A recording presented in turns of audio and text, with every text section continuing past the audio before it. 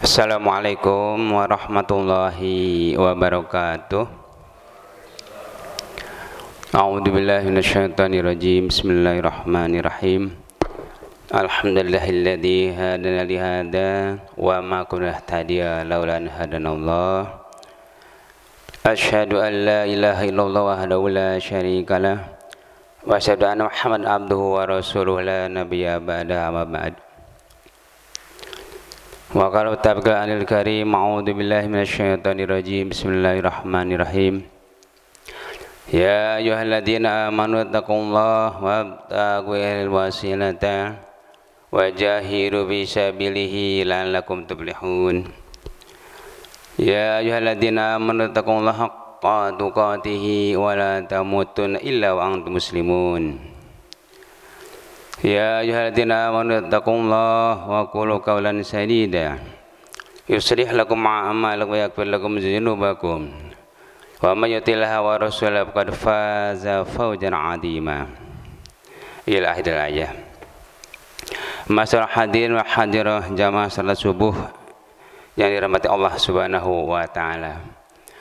Alhamdulillah pada pagi yang bahagia ini kita masih Allah berikan anugerah kepada kita wabil khusus nikmat sehat wal afiat, nikmat iman, nikmat Islam. Dan dengan nikmat alhamdulillah pada pagi ini kita bisa hadir di haflah Masjid Ta'lim yang baik ini dengan harapan semoga kita senantiasa dari hari ke hari, minggu ke minggu, bulan ke bulan, ilmu kita dalam dengan ibadah senantiasa Allah tingkatkan sehingga kita akan mendapatkan kesempurnaan dalam ibadah kepada Allah Subhanahu wa taala. Salah satu hadis mengatakan bahwa ada dua golongan manusia yang kelak nanti di alam akhirat itu termasuk ada yang merugi. Kata Rasulullah, wa qala Nabi sallallahu alaihi wasallam, asyadun nas hatta yaumil qiyamah. Al-awwal rajul amkanahu fi talabi ilmi palbat albuhu. Kemudian yang kedua, wa rajulun alama ilman man taba'a biha man sami'ahu dunahu. Kata Rasulullah, ada dua golongan manusia kelak di alam akhirat termasuk orang yang merugi. Golongan yang pertama adalah Allah telah beri kesempatan kepada hamba Allah untuk kita talabul ilmi, mencari ilmu. Namun dunahu, dia tidak melaksanakan. Ini yang pertama. Jadi ternyata begitu pentingnya mencari ilmu itu. Karena itu Allah Rasulullah sabdakan dalam hadisnya, talabul ilmi faridatun ala kulli muslimin wa muslimatin minal mahdi ilal lahdi. Mencari ilmu itu, kata Rasulullah, telah dipardukan, malah pardunya fardu ain, bukan fardu kifayah. Wajib secara pribadi, secara individu. Untuk apa? Mencari ilmu ini kepada siapa diwajibkannya? Ala kulli muslimin, kepada seluruh kaum muslimin, wa muslimatin, seluruh kaum muslimat. Ya. Sejak kapan? Minal mahdi ilal lahdi, sejak diturunkan dari buayan ibu, dari gendongan atau aisan ibu, ilal lahdi, sampai masuk ke liang lahat. Artinya sampai kita wafat atau meninggal dunia. Jadi tidak ada batasan mencari ilmu itu sampai dewasa, sampai lulus sarjana, oh tidak ada. Atau mungkin juga sampai sebagai ustadz juga tidak ada. Tapi ilmu tetap wajib dicari, dituntut sampai kita wafat. Insya Allah dalam perjalanan hidup kita, kalau kita selalu senantiasa dalam rangka mencari ilmu, ada dalam rangka jihad fi sabilillah, ada dalam jihad fi sabilillah. Wafatnya pun juga mati dalam kan syahid bil akhirah, mati dalam syahid akhirat. Ya. Masalah hadirin rahimakumullah. Kemudian golongan yang kedua, juga orang yang punya ilmu tapi dia tidak mengamalkannya. Nah, ini juga termasuk orang yang merugi juga. Atau dia menyembunyikan ilmunya dan lain sebagainya. Dia juga akan termasuk karena laknatullah, laknatnya Allah. Anda termasuk akan jadi orang yang merugi, golongan yang kedua di hari akhirat nanti. Karena itu hadirin rahimahullah, mari kita gunakan kesempatan usia kita, mungkin sisa-sisa usia kita menuju ke hadrat Allah Subhanahu wa taala, kita gunakan untuk mencari ilmu. Mudah-mudahan sehari 2 hari kita bertambah, seayat 2 ayat kita akan baca, insya Allah kita akan menjadi orang yang golongan syahid fil akhirah. Amin ya rabbal alamin. Masyaallah hadirin rahimakumullah. Kaji kita pada pagi ini kita masih melanjutkan bab pada pertemuan bulan yang lalu, yaitu tentang bab adab qadil hajat. Artinya bab yang menjelaskan tentang adab buang air kecil dan buang air besar. Ini yang sedang kita bahas pada pagi ini, dan kita sudah awali pada bulan yang silam.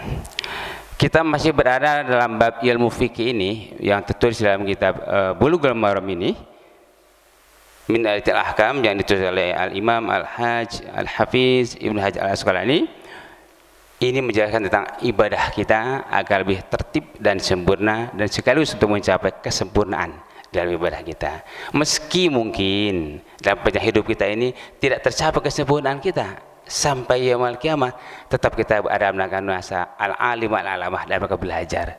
Kesalahannya pun ada dalam pengampunan Allah Subhanahu wa taala. Ya, jika itu kalau kita ibadah, niatkan adalah ibadah plus kita belajar. Ya, sehingga kita tidak merasa tahu tanpa ada hidayah dan inayah dari Allah Subhanahu wa taala.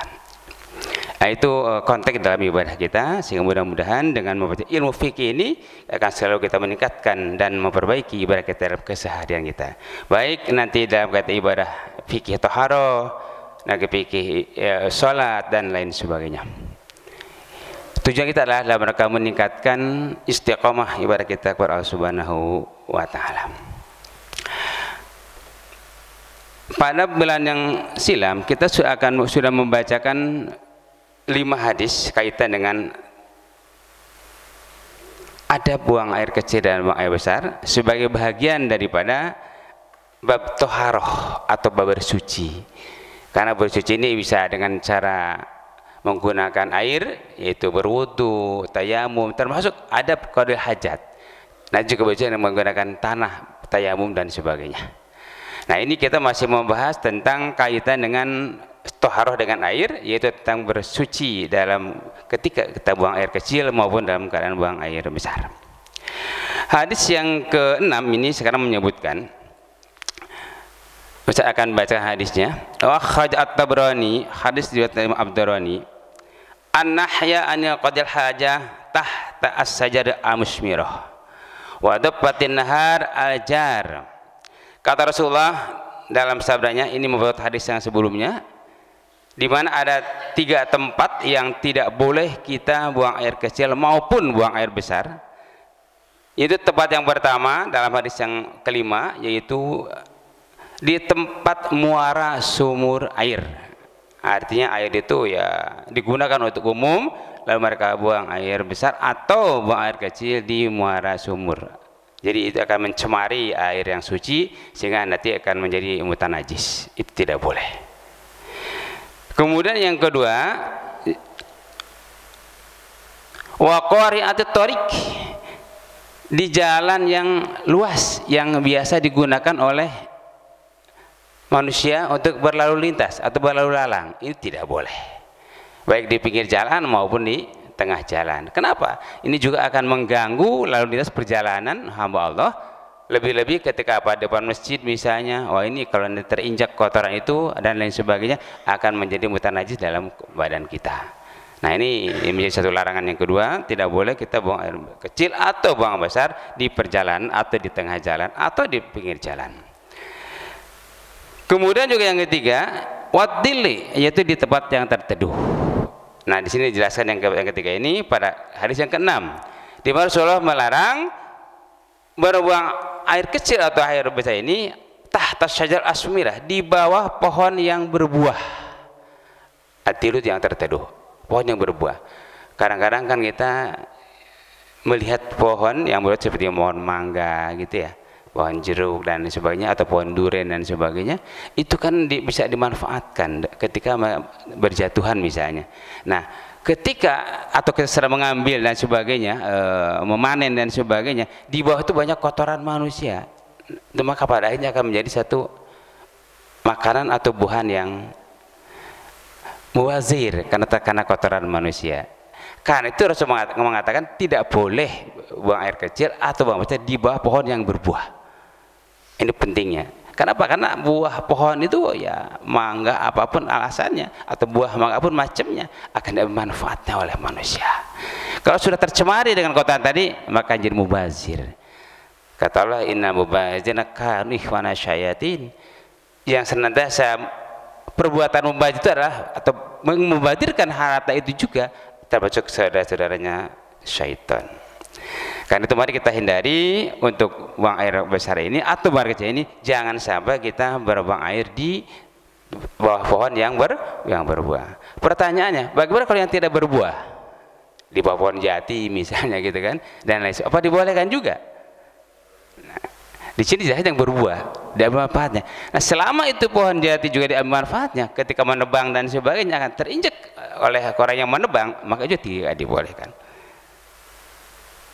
Dengan kata yang tidak terteduh yang bisa menaungi dari sinar matahari, itu tidak dibenarkan untuk kita buang air kecil di bawahnya. Pernah ada salah seorang yang buang air kecil, ya mungkin tokoh kita, di bawah pohon. Pernah ada itu. Nah, ini diteriakin orang-orang itu. Ya, nah ternyata oh itu tokoh kita. Nah, itu diberikan contoh yang tidak baik. Atau mungkin yang terteduh di sini bisa terhalangi. Banyak para, mohon maaf ya, banyak para supir-supir besar ya, mobil besar itu di perjalanan mereka berbuang air kan di samping ban mobil gitu ya, atau di samping pintu mobil, dibuka pintunya gitu, mereka buang air kecil di situ. Nah, itu boleh nggak seperti itu? Tidak boleh, ya. Kenapa? Dia tidak bisa istinja, ya. Dan kemudian yang kedua, dia bisa ngotorin perjalanan yang digunakan oleh lalu lalang manusia. Ya, carilah tempat yang tertutup, yaitu WC dan sebagainya. Itu yang dibenarkan oleh Islam. Kemudian yang kedua, dia juga yang memperkuat hadis yang sebelumnya, wa fatin nahri al-jar. Tidak boleh buang air kecil atau apa saja di tepi kali yang airnya mengalir. Nah, ini bagaimana kalau di kali yang besar? Ya, ke Citarum gitu kan, Cisadane kan besar itu. Nah, itu boleh. Karena tidak akan tercemari air itu. Tapi kalau air-air kecil yang bisa mengalirkan untuk kepentingan umat, misalnya yang di depan kita kan kecil ya, nah dimanfaatkan orang untuk itu, sebetulnya tidak boleh. Kecuali kalau ada water penyaringan untuk penampungan, itu kalau sudah menjadi 2 kula itu jadi boleh. Tapi kalau masih air mengalir itu tidak boleh.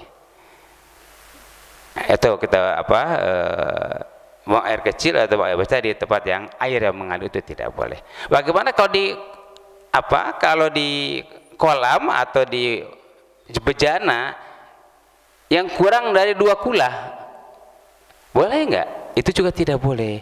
Kenapa? Akan mencemari air yang ada dalam bejana itu. Ya, ini kaitannya dengan apa? Jadi air menjadi mutanajis yang tidak boleh digunakan untuk bersuci, menghilangkan hadas. Nah, ini hadis yang ke-6. Kita lanjut kepada hadis yang ke-7.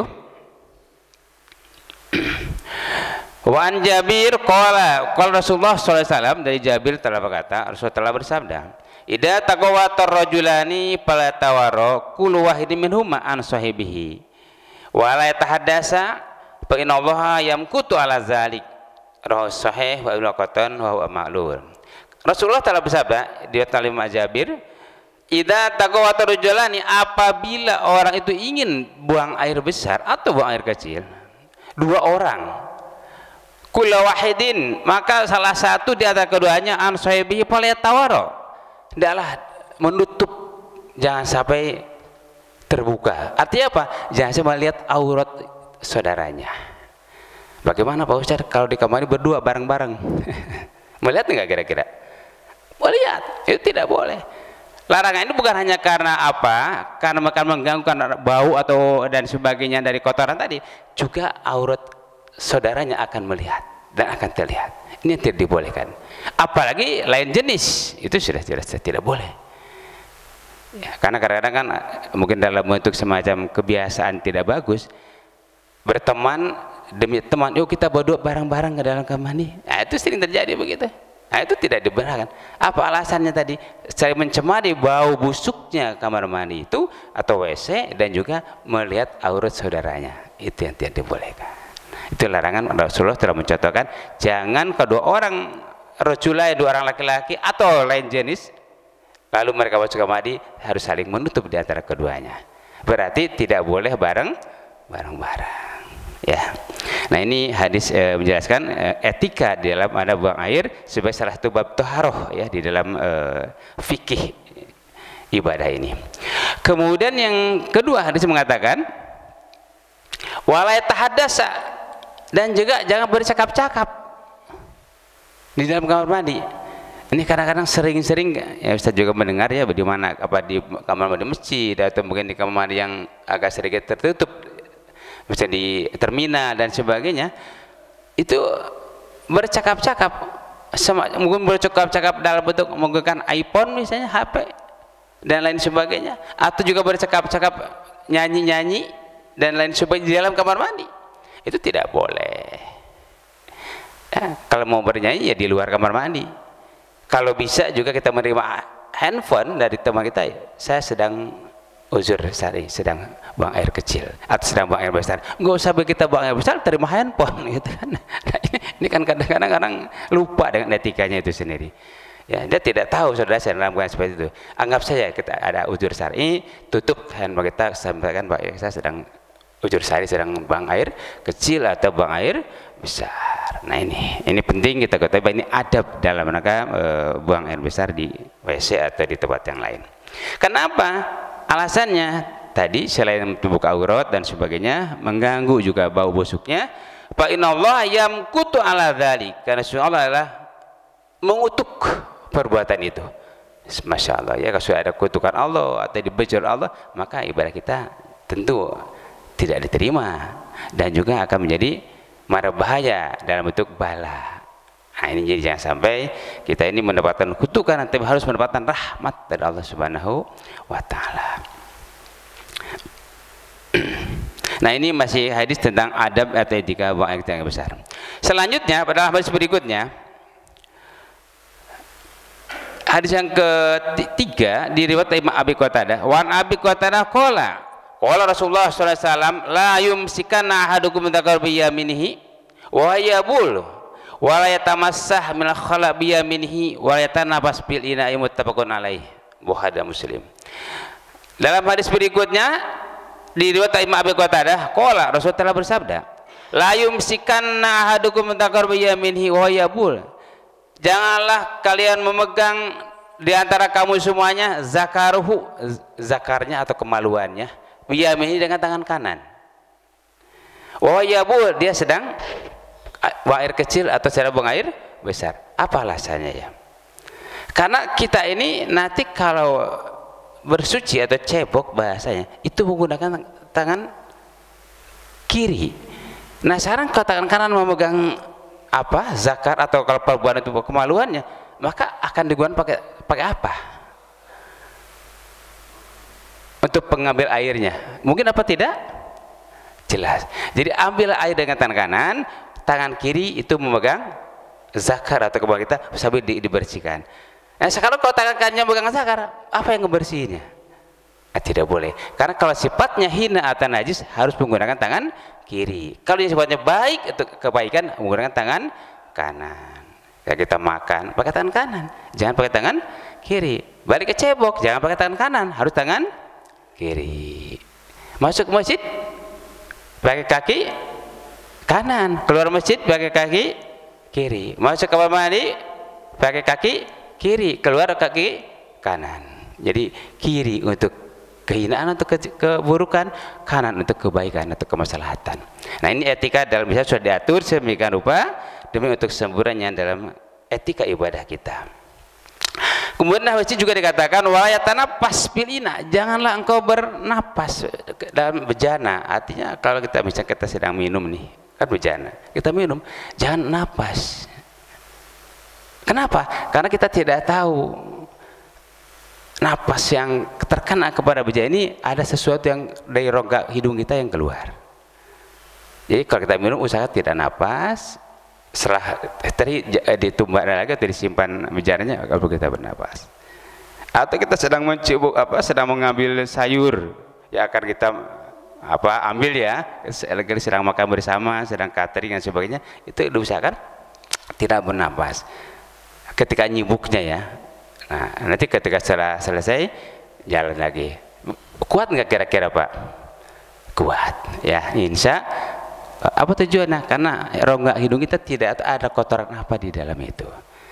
Sampai-sampai kalau kita bangun tidur ya, diusahakan jangan bernapas dulu, jangan minum apa-apa dulu sebelum kita mencuci hidungnya. Asyaiton ya, fil setup atau di lubang hidung kita. Oke. Nah itu kaitannya dengan tidak dibenarkan bernapas ketika kita sedang digunakan dalam suatu bencana. Kemudian hadis berikutnya kaitan etika orang membaca ini, Rasulullah menyebutkan hadis yang keempat ini diriwayatkan dari Salman. Wa an Salman qala laqad dahan Rasulullah antas takbilal qiblah bi ghaitin aw baulin aw anastajib bil yamin aw astajib bil aqwal bi salati ahjar aw astajib bi rajin aw admin, rawahu Muslim. Hadis riwayat Imam Muslim. Ada beberapa yang dilarang Rasulullah dalam kaitan dengan adab buang air kecil dan buang air besar. Yang pertama, qala Rasulullah telah bersabda, laqad naha Rasulullah telah melarang kepada kita. Apa yang dilarang? Anastaqbilal qiblah bi ghaitin rabain. Kita tidak dibenarkan dan tidak boleh menghadap kiblat bi ghaitin ketika kita buang air besar atau ketika sedang buang air kecil. Nah, ini dilarang, tidak boleh. Pertanyaannya, mari kita lihat di rumah kita, di masjid kita, dan tempat-tempat yang lainnya. Menghadap kiblatkah WC kita atau tidak? Nah, ini pertanyaannya. Rasulullah juga melarang tidak boleh kita buang air kecil atau buang air besar menghadap kiblat. Nah, sekarang kalau WC kita sudah menghadap kiblat, di mana kesalahannya? Oh, tukang nggak diarahkan ketika membuat WC.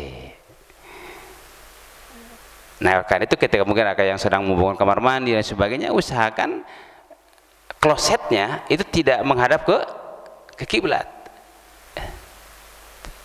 Kenapa? Ini merupakan satu larangan dari Rasulullah SAW. Baik batu kencing maupun batu kita buang air besar ya. Nanti akan jelas dalam bahas berikutnya akan ditegaskan. Lalu harus bagaimana menghadapnya? Dijelaskan oleh Rasulullah dalam hadis berikutnya, falas tastaqbilul kiblat wala tadbiruha bi ghaitin wala balin. Juga tidak boleh menghadap kiblat dan tidak boleh membelakanginya. Tadi kan menghadap, sekarang membelakangi, itu juga tidak boleh. Kita ketika buang air kecil, mau ketika sedang buang air besar, harus kemana kita menghadap? Wala syarraku au gharibu, hendaklah kita menghadap syariku, ke masyrik, timur, atau ke barat. Nah, berarti ini arah kiblat kita ini ya. Nah, berarti kita tidak boleh ke sana, tidak boleh kemana? Ke barat atau ke timur. Taunya timur adalah dari timbulnya matahari, barat terbenamnya matahari. Itulah dianjurkan kalau kita buang air kecil, buang air besar, tidak dibenarkan kita menghadap kiblat atau membelakangi kiblat. Karena itu mari kita lihat masing-masing di rumah kita, sudahkah kamar kita menghadap kiblat atau membalik kiblat? Kalau bisa adakan satu perubahan untuk kesebaran ibadah kita. Ya, sampai kita kiblatnya dibelakangin. Rasul telah melarangnya. Apa artinya? Berdosalah kita kalau kita seperti itu melaksanakan kaitan dengan etika buang air kecil atau buang air besar. Jadi tidak boleh menghadap ke kiblat atau membelakanginya. Jadi harus bagaimana? Itu menghadap ke asyarik, ke timur, ke ribu atau ke barat. Bagaimana kecondongan sedikit ke barat daya atau ke timur laut itu boleh. Jadi tidak persis ya menghadap kiblat, tidak persis membelakangi kiblat. Boleh ke agak barat daya, agak nyerong dikit, atau ke timur laut agak nyerong juga. Nah, itu dibolehkan. Nah, ini apa etika di dalam ketika buang air kecil maupun dalam keadaan buang air besar ya. Kemudian Rasulullah mengatakan selain tidak boleh menghadap ke kiblat atau membelakangi kiblat, wa nastanjiya bil yamin, tidak boleh bersuci atau cebok bil yamin dengan tangan kanan. Ada dasarnya ternyata ya. Kenapa dilarang dengan tangan kanan? Karena kotak itu adalah bukan virus atau racun atau toksin. Ya, ketika tidak cuci dalam kondisi membersihkannya, akan terkena virus di tangan kita. Di sini banyak virus-virus yang harus dibersihkan. Jangan sampai kita terkecoh makan dengan tangan kanan, juga cebok dengan tangan kanan. Pertanyaannya, Pak Ustadz, bagian kok kidal? Ada kan yang kidal ya, yang tidak bisa menggunakan tangan kanan, sampai nulis pun pakai tangan kiri. Boleh apa enggak? Ya, kalau sudah darurat ini semuanya boleh, tapi harus bisa mensucikan daripada kotoran yang ada pada tangan kita. Dan juga bagaimana kalau kuku kita ikat tangan kita kanan, ini pada dasarnya kan untuk bersihkan. Jangan sampai kuku kita panjang-panjang. Ya, apa alasannya? Karena khawatir ada kotoran tidak bisa disucikan ketika sedang berwudu, juga ketika sedang buang air kecil atau buang air besar. Ada Pak Ustadz punya teman di Ciputat, itu tangan dua-duanya 10-nya panjang sampai meringkel begini, gitu meringkel gitu ya. 10 ya, kalau 2 mungkin itu garuk-garuk alasannya gitu kan. Ketika sholat atau jongcong itu ada nyamuk gitu. Nah ini 10-10-nya banyak. Ikan kita khawatir dia tidak bisa membersihkan najisnya ketika buang air kecil, maupun ketika buang air besar.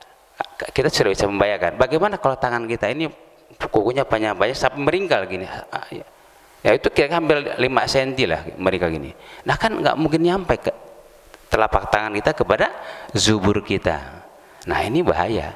Jangan-jangan nanti ketika ibadahnya tidak diterima karena najis yang ada pada kedua telapak tangan itu. Nah ini penting kita cermati bahwa boleh sih sebagai kutu dipakai untuk kepentingan sesaat, tapi tidak boleh sampai terlalu panjang. Kan khawatir nanti akan menghalangi tidak bisa membersihkan kotorannya pada kuku itu.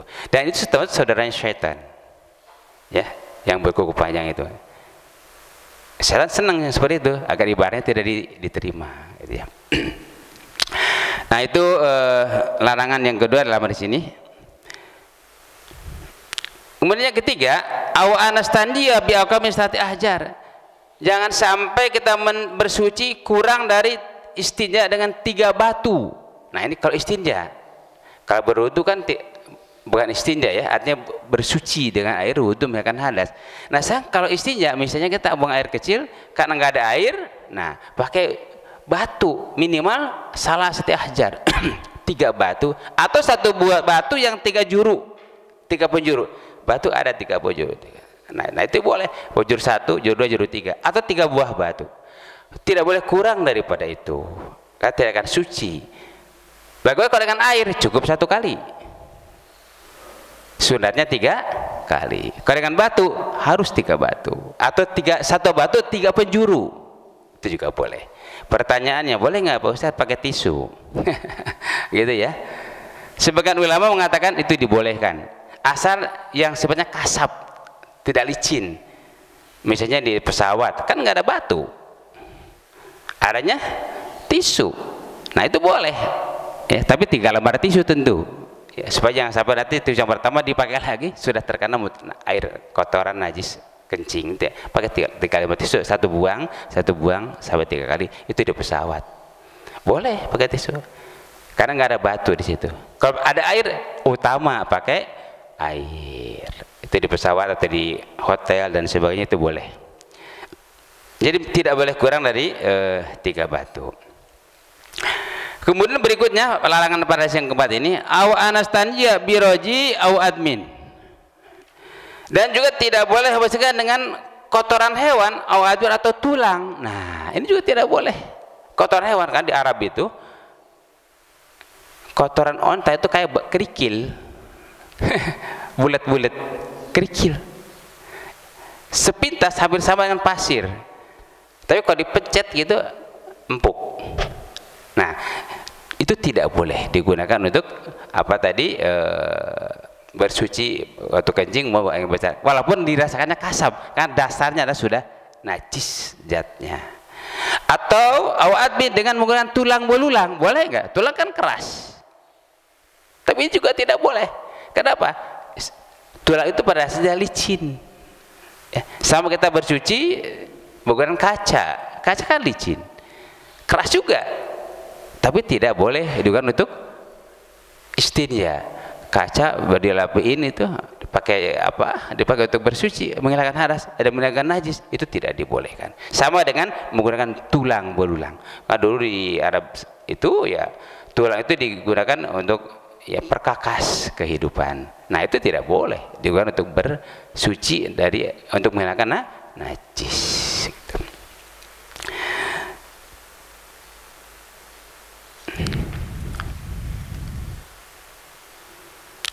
Nah, sini disebutkan, diperkuat dengan hadis berikutnya, kaitan tidak boleh menggunakan apa kotoran hewan. Rasulullah telah bersabda, hadis berikutnya yang kelima ini diriwayatkan Ibnu Mas'ud. Wa an Ibnu Mas'ud qala, dari Ibnu Mas'ud telah berkata, qala Nabi sallallahu alaihi wasallam, atan nabiyyu minal ghaid fa amarni an atabisar bi ahjar. Kata Ibnu Mas'ud, Rasulullah telah meminta ketika sedang membawa air besar, memerintahkan aku untuk apa? Atau bisa saja untuk membawa 3 batu, untuk bawa 3 batu. Ya. Bawa aja 2 hajar ini, tapi saya tidak mendapatkannya 3, hanya hajar ini 2 batu, hanya 2 batu. Walam ajis salisan, tidak terdapat yang ketiganya. Pak Ata itu birosatin, lalu yang satunya diberikannya ke Rasulullah birosatin, kotoran hewan. Kotoran hewan. Fa'adahuma wa aqarasa, kemudian Rasulullah mengambil 2 batu dan 1 kotoran hewan. Kemudian fa'adahuma, lalu dibuangnya Rasulullah. Kenapa? Wa qala idariksun, karena sungguh itu adalah riksun, itu najis. Jadi airnya yang 2 batu juga dibuang juga, ya, karena tadi digabung dengan kotoran hewan. Airnya oleh Rasulullah dibuang, sehingga apa? Rasulullah mengganti bersuci ini dengan yang lainnya. Berkata Rasulullah dalam riwayat Imam Bukhari, tani bi goyarnya, berikanlah yang lainnya, jangan dari kotoran hewan, juga jangan batu ini, karena sudah terkena mutan najis. Nah, ini menunjukkan bahwa tulang atau yang licin-licin itu tidak dibolehkan untuk istinja, ya. Tapi harus digunakan dengan 3 batu yang sifatnya kasab atau kasar. Persoalannya kalau batu yang dilicinkan boleh apa enggak? Ya, itu juga tidak boleh. Itu batu masih kasar. Ya, kalau sudah dilicinkan, kan batu cincin misalnya itu kan. Licin apa enggak batu cincin? Pasti licin, enggak boleh. Ya, kita apa? Karena tentang batu besar gitu dipakai dibersihkan untuk membersihkan apa najis, itu tidak boleh, tidak sah. Nanti habis selesai sholat dipakai lagi itu cincin, itu tidak boleh. Ya. Nah, itu artinya menunjukkan bahwa kita harus menggunakan batu yang kasab atau 1 batu 3 juru atau 3 penjuru atau 3 sudut, ya. Nah, ini syarat untuk bersuci dalam istinja. Kalau dengan air itu bisa 1 kali minimal sampai 3 kali. Cukup 1 kali kalau air itu. Masalah hadirin rahimakumullah. Selanjutnya saya akan membaca hadis berikutnya.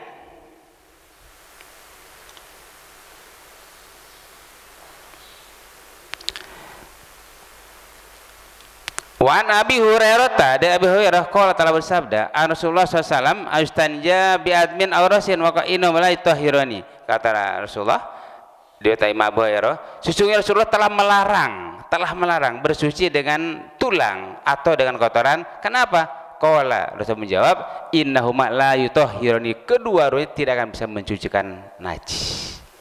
Ini alasan sangat kuat. Jadi sekali lagi tidak boleh menggunakan tulang ataupun kotoran hewan, ya, yang digunakan untuk istinja.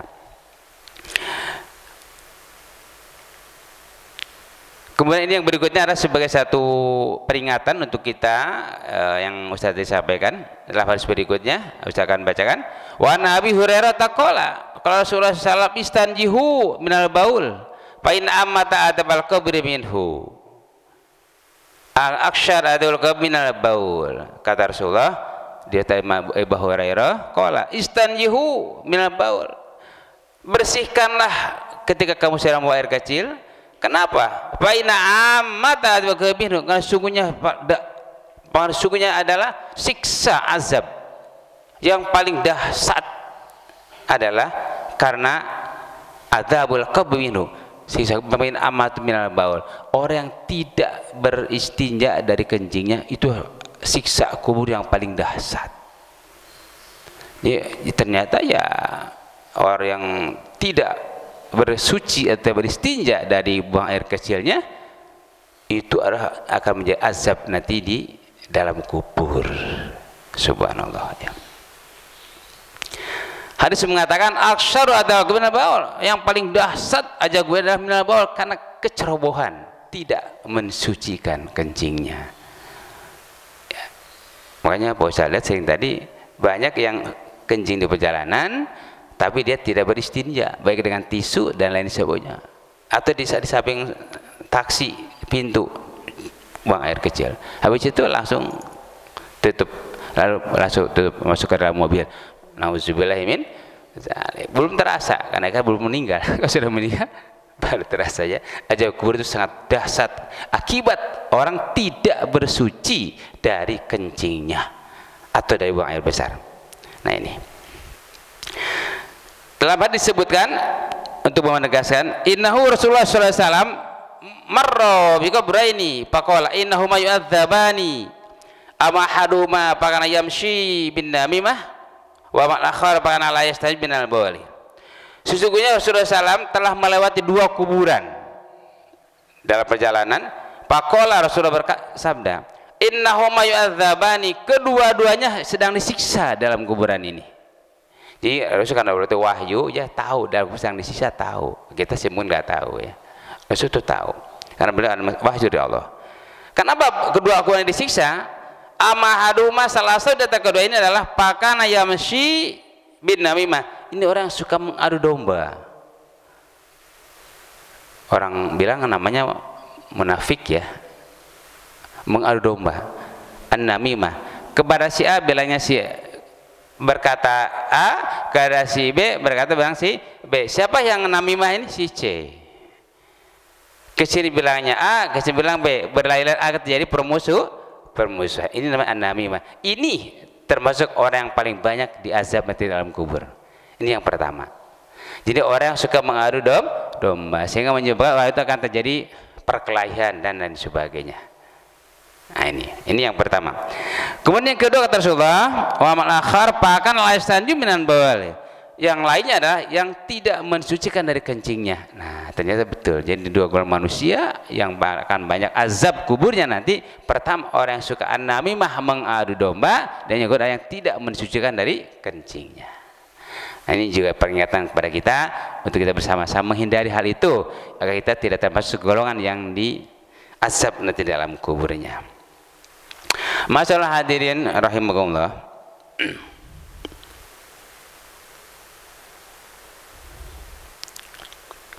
Ini hadis ilmu bagi kita.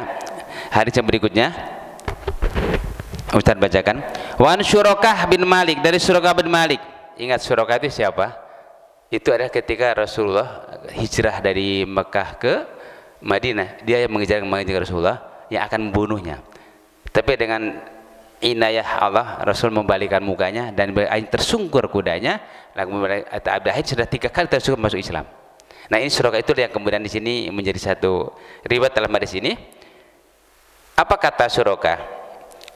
Wan Syurakah bin Malik qala alamna bil khala anak kuda al yusra watan sibayubna. Rasulullah alamna telah mengajarin kita. Rasul ngajarin kita, kata siapa tadi? Kata Syurakah. Bil khala, ketika sedang buang air. Bagaimana terbaik? Anak kuda al yusra watan sibayubna. Watan sibayubna. Anak kuda duduklah pada kaki al-yusra sebelah kiri. Jadi pantat kita duduk pada kaki sebelah kiri gitu ya. Kemudian watan sibayumna, dan menegakkan kaki sebelah kanan. Begitu ya. Semacam miring gitu ya. Ini Rasul ngajarin begitu. Jadi sebetulnya buang air kecil, kan bangun salah satu adalah air kecil kita tidak akan netes, akan keluar semuanya kotoran kita, air kencing kita ini. Ya termasuk buang air besar. Jadi yang bagus, jadi pantat kita ini duduk pada kaki sebelah kiri, yang kanan tegak. Nah, berarti air kencing keluar semua. Demikian juga kita sedang buang air besar. Soal kata di WC duduk, ada kan ada WC duduk ya? Itu karena susah. Kalau nggak berdiri sedikit agak susah. Tapi ada juga yang tidak duduk, yang biasa, yang jongkok ada juga. Tapi Rasul mengajarkannya kalau buang air kecil atau buang air besar, pantat kita duduknya pada kaki sebelah kiri, yang kanan ditegakin, berarti miring kan? Apa alasannya? Memudahkan keluar air kencing dan juga memudahkan keluar buang air besar. Nah, ini Rasul ngajarin kepada Surokah bin Malik. Jadi beliau sudah masa diajar Rasulullah seperti itu cara buang air kecil dan cara buang air besar. Ini mudah menjadi satu kebiasaan baik di hari-hari akan datang, karena kita belum tahu kemarin itu ya, belum tahu. Tapi sekarang kebanyakannya kalau lihat di WC itu menggunakan WC duduk ya. Kebanyakan WC duduk ya. Tapi yang nggak biasa itu agak sedikit susah juga ya buang air besar itu. Tapi kalau sudah biasa ya nggak apa-apa sih ya. Tapi ini anjuran seperti itu untuk memudahkan kita buang air kecil maupun ketika saya buang air besar. Ya WC nggak apa-apa begitu, tapi yang bagus WC masih jongkok. Ya, tapi kalau WC duduk bisa nggak? Nggak bisa. Kalau WC duduk nggak bisa yang ini, yang resah seperti ini. Kita duduk di kaki sebelah kiri, miring kaki kanan ditegak, itu nggak bisa. Kalau dalam WC yang duduk, tapi kalau WC jongkok bisa nggak? Bisa. Gitu ya. Itu. Kan umumnya kalau di Arab itu nggak ada yang WC duduk, Pak. Di Masjid Haram itu hampir semuanya itu WC jongkok, gitu ya. Hampir semuanya. Nah, itu alasannya ini. Salah satunya adalah memudahkan kita buang air kecil mau sedang buang air besar. Di Masjid Haram, di Masjid Nabawi itu nggak ada WC yang apa tadi, yang duduk. Kecuali hanya 2 kamar, untuk ada 2 kamar khusus untuk orang-orang yang apa istilahnya, yang stroke gitu ya, dan juga yang sakit lah gitu. Ada juga yang tidak bisa berdiri, tidak bisa jongkok, itu ada 2 kamar dari sekian banyak ya, per lokal itu ada untuk orang yang tidak bisa jongkok. Tapi yang benar tadi kata Rasulullah, duduklah pantat kita di kaki sebelah kiri, yang kanan ditegakkan, sehingga akan memudahkan keluar buang air kecilnya, air kecil, atau juga akan mudah ketika sedang keluar buang air besarnya. Ini ilmu dari Rasulullah kepada Surokah bin Malik. Kita selesaikan, ada 2 hadis lagi. Hadis berikutnya, wa Isa bin Bajraj an Nabi qala, dari Isa bin Bajraj telah berkata, Rasulullah qala bersabda, idza bala ahadukum falyan sur atau salah samaruh, apabila kita buang air kecil hendaknya falyan sur, mengurut zakarahu, kemaluannya bagi laki-laki, salah samaruh 3 kali. Disampaikan juga, sudah diajari juga ternyata ya. Karena kadang kita kan sudah selesai wudhu, apalagi sudah mau sholat, kok kayak apa ya, kayak netes gitu, keluar lagi. Berarti nggak tuntas ketika apa tuh? Ketika buang air kecil. Lebih-lebih mohon maaf, kalau yang punya penyakit diabetes, itu karena sudah suka keluar itu apa, kata yang punya penyakit diabetes itu ya, menjelang sholat itu mau keluar lagi. Itu sudah diajar Rasulullah. Jadi kalau sudah buang air kecil, urutlah dakar kita. Kalau perempuan dari atas, kalau perempuan. Kalau laki-laki, dengan tarik aja, tarik. Apa tujuannya? Jangan sampai ada sisa-sisa kencing kita pada dakar kita, yang kemudian nanti setelah berwudu atau menjelaskan baru keluar lagi. Jangan sampai terjadi. Diajar Rasulullah, urutlah falyan sur, ya. Salah samaroh zakarahu, urutlah dakar kita 3 kali. Insya Allah kita bersih dari najis air kencing. Ya, ternyata agama sampai sedetil begitu ya mengajari kita ya, agar ibadah kita sempurna, luar biasa ya. Nggak ada ya yang lain mengajar seperti ini. Islam itu sampai detil ya mengajarkan ibadah kita ini, sampai tahap buang air kecil pun mendetil sekali ya, untuk kebersihan atau toharoh dalam ibadah kita. Ini yang terakhir hadis dalam kaitan adab hajat ini, Ustaz akan bacakan. Wa Nabi Abbas, nah ini dari Ibnu Abbas radhiyallahu anhu an Nabi sallallahu alaihi wasallam sa'ala ahla Quba faqala inna Allah yusni alaikum faqalu inna nutbal hijarah alma. Dari Ibnu Abbas radhiyallahu anhu asal-usul keduanya Nabi sallallahu telah bersabda sa'al ahlu Quba, Rasulullah bertanya kepada ahli Quba. Ahli Quba itu ya daerah antara ya sekarang menjadi Masjid Quba sekarang ini ya, tempat para jamaah untuk melaksanakan ibadah sunnah di Masjid Quba. Itu kira-kira ya sekitar 7 kilo dari Masjid Nabawi. Dulu Rasulullah ketika sholat di situ ditanya kepada ahli Quba. Saat ahli Quba bertanya Rasul kepada ahli Quba, "Faqala inna Allah yusni alaikum." Sesungguhnya Allah sangat senang alaikum kepada kamu. Kenapa Allah senang kepada kamu? Pertanyaannya itu, Allah cinta kepada kamu. Rasul wahyu tahu Allah senang kepada ahli Quba ini. Apa kata mereka? Apa kata ahli Quba? Faqalu, mereka menjawab, inna nutbal hijarah alma. Kami ini bersuci istinya alma diikuti dengan air. Jadi mereka bersuci pertama pakai batu istinja diteruskan dengan air. Oh, itu lebih afdol memang. Jadi Allah suka yang seperti itu. Tapi dengan cara istinja dengan 3 batu pun atau 3 batu 3 sudut juga udah suci, apalagi ya, apalagi apa? Bilma diikuti dengan air. Nah, ini Allah suka yang seperti itu. Sehingga nanti tidak ada najis kencing ataupun yang habis yang tersisa pada kemaluan kita. Nah, inilah kesempurnaan dalam adab qadha hajat atau buang air kecil dan buang air besar, hingga kita akan tersucikan dari najis kecil juga atau dari najis besar, ya, buang air kecil maupun dari buang air besar. Masalah hadirin rahimakumullah, inilah beberapa adab ya, adab qadha hajat kaitan dengan sucinya ibadah kita dari hadas kita, dari najis kita, untuk kesempurnaan ibadah kita, baik ketika kita ibadah mahdhah, ibadah sholat gitu kan, dan ibadah-ibadah lainnya, dan juga ibadah qiraat akan membaca Al-Quran dan sebagainya.